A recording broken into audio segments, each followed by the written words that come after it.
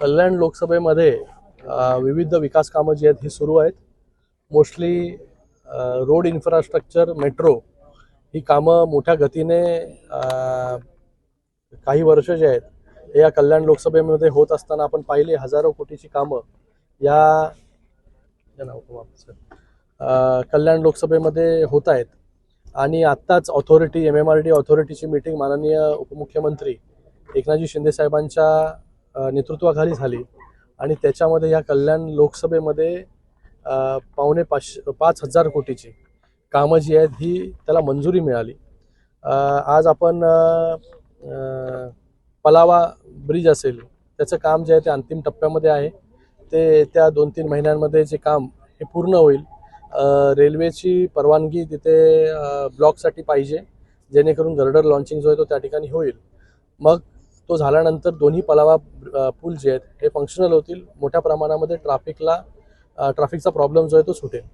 त्याचबरोबर कल्याण-शील रोडवरची मेट्रो 12 याचं काम देखील मोठ्या गतीने सुरू आहे. आपण पाहताय आत्ताच्याच ऑथॉरिटी मीटिंगमध्ये MMRDAच्या त्याच्यावरती मापे ते रांजनोली असा access control double decker flyover त्याला मंजुरी देण्यात आली.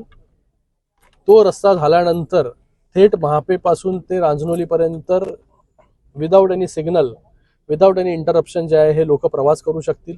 ज्याला डोंबिवलीमध्ये जायचं तो डोंबिवलीमध्ये उतरू शकतो, ज्याला कल्याणमध्ये उतरायचं तो कल्याणमध्ये उतरू शकतो. जसं नागपूरमध्ये डबल डेकर फ्लायओव्हर आहे तसा डबल डेकर फ्लायओव्हर जे आहे त्याची देखील मंजुरी ह्या ऑथॉरिटी मीटिंगमध्ये झाली. त्याच्यासाठी मला वाटतं 2,800 कोटी रुपये माननीय उपमुख्यमंत्री महोदयांनी मंजूर केले. त्यानंतर तिसरा पथरी पूल त्याचा देखील कामाची पाहणी झाली. तो देखील लवकर पुढच्या 2-3 महिन्यांमध्ये त्याचं काम संपेल.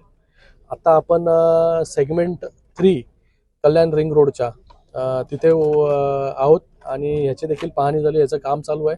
लँड ॲक्विजिशनमध्ये काही प्रमाणामध्ये जे आहे लँड ॲक्विजिशन झालेलं आहे, काही प्रमाणामध्ये लँड ॲक्विजिशन झालेलं नाही आहे. येणाऱ्या 5-6 दिवसामध्ये MMRDA बरोबर मीटिंग होईल KDMCची. त्याच्यामध्ये लँड ॲक्विजिशनचे जे प्रॉब्लेम्स काय प्रॉब्लेम्स आहेत त्याच्यावरती चर्चा होईल आणि ते लँड ॲक्विजिशनचे प्रॉब्लेम्स देखील संपतील. तर तो सेगमेंट 3 जो दुर्गाडीपासून ते मोढागावपर्यंत आहे. आणि त्यानंतर कालच्याच ऑथॉरिटी मीटिंगमध्ये सेगमेंट 2 ला देखील मंजुरी मिळालेली आहे.